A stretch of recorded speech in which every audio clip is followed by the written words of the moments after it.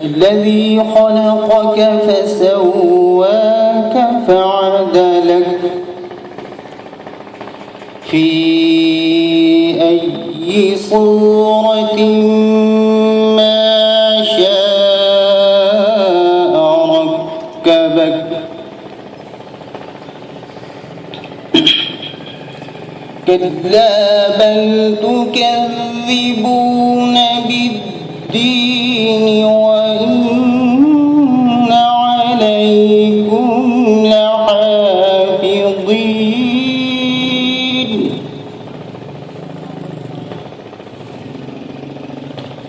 كراما كاتبين يعلمون ما تفعلون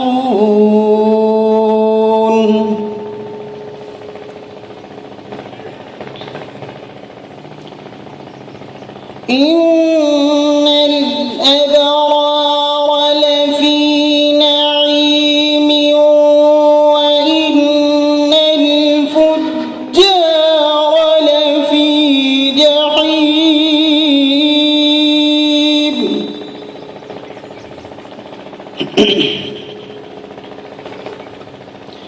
يصلونها يوم الدين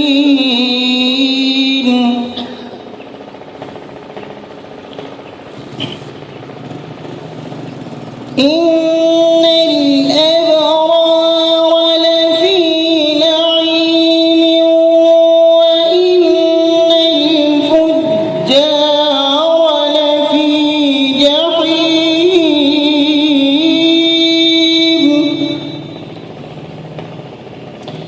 يصلونها يوم الدين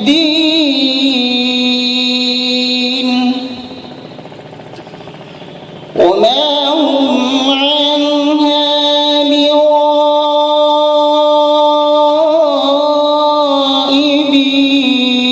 بغائبين وما هم عنها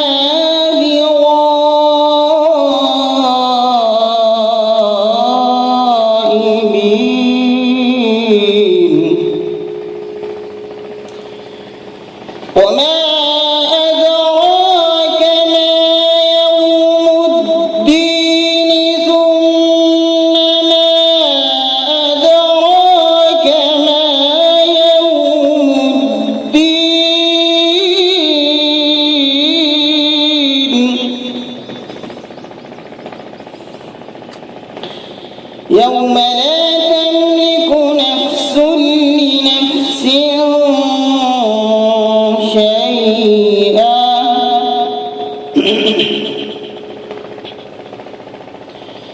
يوم لا تملك نفس لنفس شيئا والأمر يومئذ لله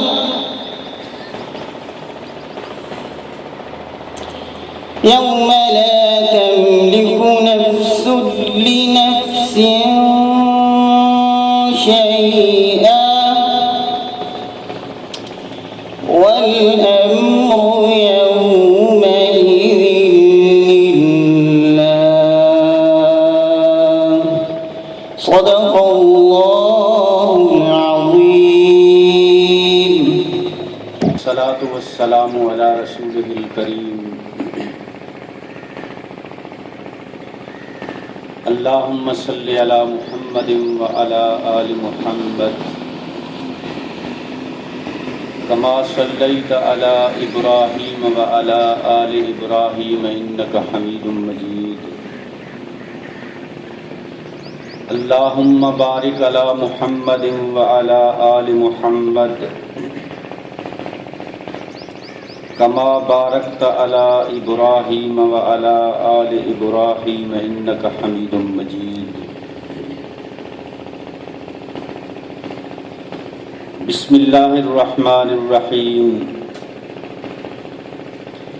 عن ابن عباس رضی اللہ تعالی عنہ قال قال رسول اللہ صلی اللہ علیہ وسلم من سمع المنادی فلم يمنعه من اتباعه عذر قالوا وما العذر قال خوف او مرض لم تقبل منه الصلاة التي صلى.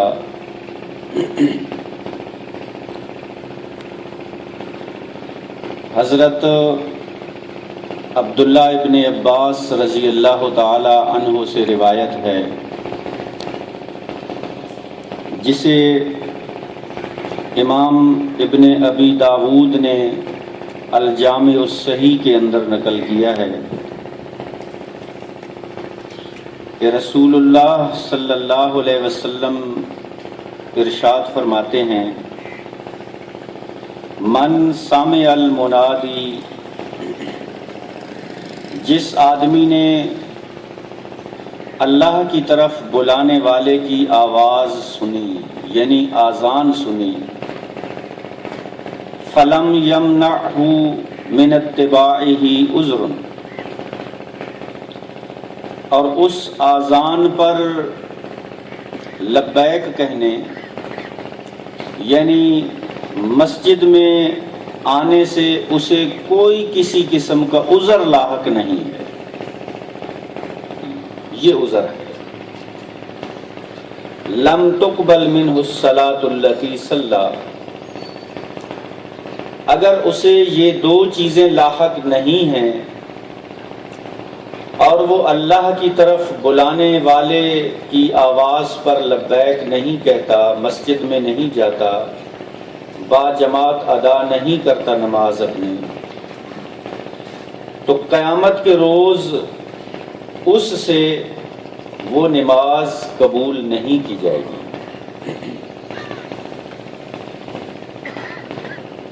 حضرات گرامی، نماز اہل ایمان پر اللہ کی طرف سے فرض کی گئی وہ عبادت ہے جسے قرآن مجید کے اندر 100 مرتبہ تقریباً اللہ تعالیٰ نے بیان فرمایا ہے، اور اس کے لیے اقامت کے لفظ استعمال کیے گئے ہیں. اقیم الصلاۃ، نماز قائم کرو. کہیں بھی اللہ تعالیٰ نے قرآن مجید کے اندر یہ نہیں فرمایا کہ اقرأوا الصلاۃ، نماز پڑھو. نماز پڑھنے اور قائم کرنے کے درمیان بڑا فرق ہے. جب با جماعت نماز کھڑی ہوتی ہے تو اس سے پہلے تکبیر کہی جاتی ہے، اسے اقامت کہتے ہیں، اس سے سب لوگ واقف ہیں. اور جب کوئی شخص تنہا نماز پڑھتا ہے تکبیر نہیں ہوتی، اقامت نہیں ہوتی. یہاں آپ تھوڑا سا غور کریں کہ تنہا پڑھی جانے والی نماز بلا اقامت ہے، اور جماعت کے ساتھ پڑھی جانے والی نماز اقامت والی نماز ہے. اور قرآن میں اللہ تعالیٰ نے اقیم الصلاۃ کہا ہے، نماز قائم کرنے کا حکم دیا ہے، اقامت والی نماز کا حکم دیا ہے. بنیادی طور پر ہمارے اندر اس بات کا احساس بہت کم ہے، اور ہم بہت کم اہتمام کرتے ہیں اس چیز کا کہ ہر حال کے اندر نماز کو باجماعت ادا کریں.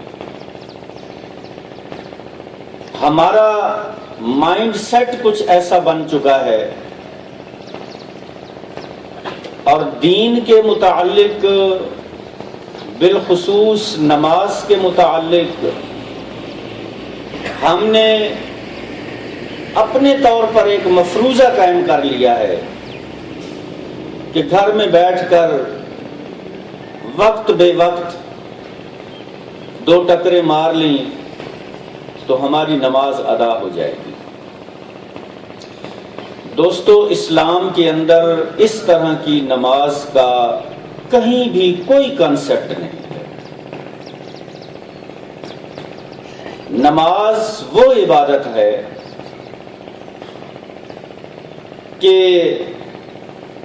جس کے لیے اللہ کے رسول صلی اللہ علیہ وسلم ساری زندگی اہتمام فرمایا کرتے تھے، اور قرآن مجید کے اندر اللہ رب العزت نے ارشاد فرمایا ہے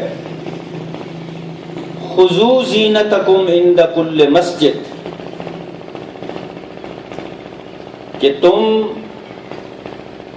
مسجدوں میں جاتے ہوئے زینت، خوبصورتی، اہتمام، اس کا خاص خیال رکھا کرو،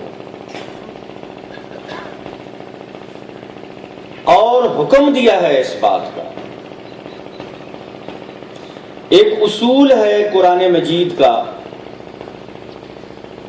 کہ جہاں کہیں بھی کوئی بات صیغہ امر کے ساتھ اللہ تعالی نے بیان فرمائی ہے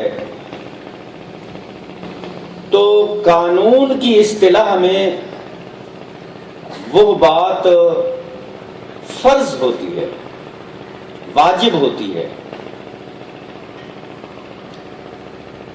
اقیم الصلاۃ صیغہ امر کے ساتھ حکم دیا، آتوا الزکاۃ صیغہ امر کے ساتھ حکم دیا، علی ھذا القیاس کہ نماز کے اہتمام کا بھی اللہ نے ساتھ حکم دیا ہے۔ صاف ستھرے، پاکیزہ، اچھا لباس پہن کر، اچھے لباس سے مراد صاف ستھرا لباس پہن کر اللہ تعالیٰ کے حضور پیش ہونا چاہیے۔ مسجدیں اللہ کے گھر ہیں، اور اللہ کے گھروں میں 5 وقت ایک منادی کرنے والا شخص یہ صدا لگاتا ہے اللہ کی بڑائی بیان کر کے،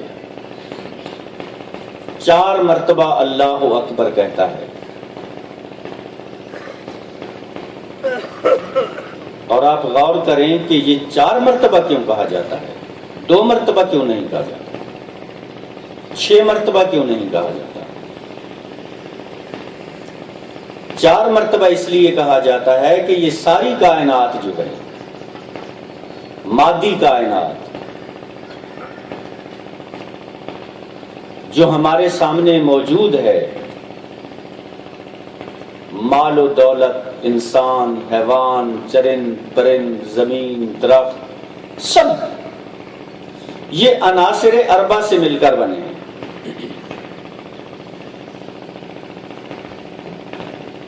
عناصر اربع، 4 عناصر، آگ، ہوا، مٹی، پانی۔ انسان بھی انہی چیزوں کا مجموعہ ہے۔ یہ مادی اعتبار سے، اور اس کو زندگی بخشنے والی چیز جو ہے وہ روح ہے، اور ہمارے دلوں کے اندر انہی عناصر اربع کا، اسی مادیت کا ایک ذہنوں کے اندر خاکہ بنا ہوا ہے کہ انہی کے حصول سے ہمیں کامیاب زندگی ملے گی۔ مادے کو، دولت کو حاصل کرنا جتنا بھی زیادہ سے زیادہ ہو سکے، یہی کامیاب زندگی ہے۔ لہذا ہم دیکھتے ہیں کہ ہم میں سے کا ہر فرد جو ہے وہ اسی کے پیچھے لگا ہوا ہے۔ انسان دولت اکٹھی تو کر سکتا ہے، بے پناہ دولت اکٹھی کر سکتا ہے، لیکن یہ نہیں ہو سکتا کہ وہ جمع کی ہوئی دولت اپنے اوپر استعمال بھی کر سکے۔ یہ اللہ کا مقرر کیا ہوا قانون۔ استعمال وہ اتنی کر سکے گا جتنی اللہ تعالیٰ نے اس کے مقدر میں لکھی ہے، اس سے ایک رائی کے دانے برابر زیادہ استعمال نہیں کر سکے گا۔ حدیث میں آتا ہے کہ انسان پر اس وقت تک موت نہیں آئے گی جب تک وہ اپنے مقدر کا لکھا ہوا رزق مکمل نہیں کر لیتا، اور ایک لمحہ کے لیے انسان مزید زندگی حاصل نہیں کر سکتا جب اس نے اپنے مقدر کا لکھا ہوا رزق استعمال کر لیا، کھا لیا۔ اور یہ ایک حقیقت ہے، اللہ کے رسول نے جو فرمایا ہے تو حقیقت ہے۔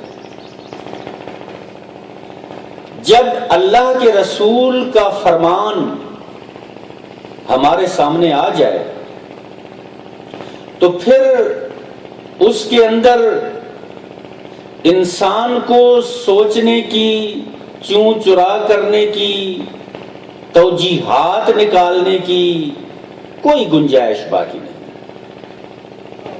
بالکل کوئی گنجائش باقی نہیں۔ ایک مسلمان کے لیے یہی معیار ہے حضرت محمد صلی اللہ علیہ وسلم کو اللہ کا رسول تسلیم کرنے کا۔ اگر ہم اللہ کے رسول کے فرمان کے سامنے اپنی عقل کے گھوڑے دوڑانا شروع کر دیں تو یہ اس بات کی علامت ہے کہ اللہ کے رسول پر ہمارا ایمان جو ہے وہ کمزور ہے۔ لا الہ الا اللہ محمد الرسول اللہ، یہ جو اقرار ہم نے کیا ہے، اس اقرار کے اندر جھول موجود ہے، کمی موجود ہے۔ آپ صحابہ کرام رضوان اللہ علیہم اجمعین کی زندگیوں کا مطالعہ کریں، ان کی زندگیوں میں کوٹ کوٹ کر یہ بات بھری ہوئی تھی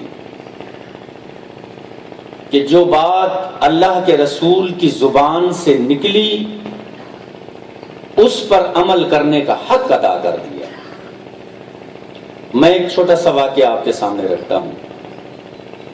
ایک مرتبہ اللہ کے نبی صلی اللہ علیہ وسلم مسجد نبوی میں جمعہ کا خطبہ ارشاد فرما رہے تھے کہ مسجد میں ایک آدمی کھڑا ہوا، آپ نے فرمایا بیٹھ جائے، اور عین اسی وقت ایک صحابی مسجد میں داخل ہو رہا تھا، اس کا ایک پاؤں اندر تھا، ایک پاؤں باہر تھا، جوتیوں والی جگہ۔ اس کی کان میں بھی یہی آواز آئی کہ بیٹھ جاؤ۔ اب اللہ کے رسول اس سے مخاطب نہیں ہے، لیکن چونکہ اللہ کے رسول کی آواز اس کے کان میں پڑی، اس نے نہ پچھلا قدم آگے اٹھایا اور نہ اگلا قدم پیچھے کیا، وہیں جوتوں کے اوپر بیٹھ گیا۔ بعد میں نماز کے بعد صحابہ نے پوچھا، بھلے مانس آدمی، یہ بھی کوئی طریقہ ہے؟ آپ یا پچھلا قدم آگے کر کے اندر چلے جاتے یا پیچھے آ جاتے۔ اس صحابی رسول نے کہا کہ میرے ایمان نے اس بات کو گوارا نہیں کیا کہ سماعت اور اطاعت کے درمیان کوئی فاصلہ رہ جائے۔ میرے کانوں نے اللہ کے نبی کی ایک بات سنی اور ایک لمحے کی اس میں اتباع کرنے کے معاملہ میں فاصلے کو میرے ایمان نے گوارا نہیں کیا۔ یہ ایمان ہے لا الہ الا اللہ محمد رسول اللہ کا۔ کیوں در بدر کی ٹھوکریں کھا رہے ہیں؟ ہم کہتے کچھ ہیں، کرتے کچھ ہیں، اور یہی حال ہماری نمازوں کا ہے۔ اب آپ دیکھیں حضرت عبداللہ ابن عباس رضی اللہ تعالی عنہ، جنہیں حبر الامہ کہا جاتا ہے، اللہ کے رسول کے چچا زاد بھائی ہیں، اور اللہ کے رسول صلی اللہ علیہ وسلم نے ان کے سینے پر ہاتھ رکھ کر ایک مرتبہ اللہ سے دعا کی تھی، اللہم فقہہ فی الدین، اللہ عبداللہ کو دین کی سمجھ عطا فرما۔ وہ ترجمان القرآن ہیں، اور وہ کہتے ہیں کہ میں نے اللہ کے رسول کی زبان سے سنا کہ آذان کی آواز سننے کے بعد بغیر عذر شرعی کے جو آدمی مسجد میں جا کر جماعت کے ساتھ نماز ادا نہیں کرتا، الگ نماز پڑھتا ہے، اللہ قیامت کے دن اس کی نماز قبول نہیں کریں گے۔ ہمیں یہ بات سن کر عجیب معلوم ہوتی ہے۔ عجیب اس لیے معلوم ہوتی ہے کہ ہمارے اندر ایمان کا وہ معیار نہیں ہے جس کا تقاضا لا الہ الا اللہ محمد رسول اللہ کرتا ہے۔ ورنہ اس بات میں کوئی کمی کوتاہی جھوٹ نہیں ہے کہ سیدنا عبداللہ ابن عباس کی بیان کی ہوئی روایت جو اللہ کے رسول سے بیان کر رہے ہیں اس میں کوئی کمی ہو، غلطی ہو، بھول چوک ہو۔ لہذا دوستو، میں اور آپ آج اللہ تعالیٰ سے مدد طلب کرتے ہوئے اس بات کا دلوں میں پختہ ارادہ کر لیں کہ جب آذان کی آواز ہمارے کانوں سے ٹکرائے تو اس وقت نماز سے بڑھ کر دنیا کا کوئی معاملہ اس سے زیادہ اہمیت کا حامل نہیں ہے۔ لہذا سب کچھ چھوڑ کر اللہ کے گھر، یار دیکھیں اللہ بلا رہا ہے ہمیں۔ اگر کوئی سرکاری افسر، بڑا سرکاری افسر دعوت دے کہ آپ فوراً میرے گھر آ جائیں تو ہم خوشی سے پھولے نہیں سمائیں گے اور چلے جائیں گے۔ سوچیں کہ اللہ بلا رہا ہے، اللہ جو اللہ ان عناصر اربع سے سب سے بڑا ہے، 4 مرتبہ اس بات کا اعلان کرتا ہے کہ عناصر اربع سے بڑھ کر، اس مادیت سے بڑھ کر سب سے بڑی ذات جو ہے وہ اللہ کی ہے، اور وہ اللہ ہمیں اپنے گھر بلاتا ہے اور ساتھ وعدہ فرماتا ہے کہ تم میرے گھر کے اندر آؤ گے، چند لمحے میرے گھر گزار کر میرے حکم پر عمل کرو گے تو میں تمہیں اس بات کا سرٹیفکیٹ عطا فرماتا ہوں کہ تم کامیاب ہو جاؤ گے۔ اور اسی کامیابی کی ہم یہ تگ و دو کرتے ہیں۔ ایک مومن کی تمنا ہی یہی ہے کہ میں دنیا میں ایسے عمل کر جاؤں کہ روز محشر اللہ کے حضور کامیاب ہو جاؤں۔ دوستو، کامیابی کا یہی سرٹیفکیٹ ہے کہ مؤذن کی اذان کی آواز سن کر اللہ کے حضور، اللہ کے گھر ہم حاضری دیں۔ اللہ تبارک و تعالی ہمیں اس پر عمل کی توفیق عطا فرمائے۔ اقول قولی ھذا استغفر اللہ لی ولکم ولسائر المسلمین۔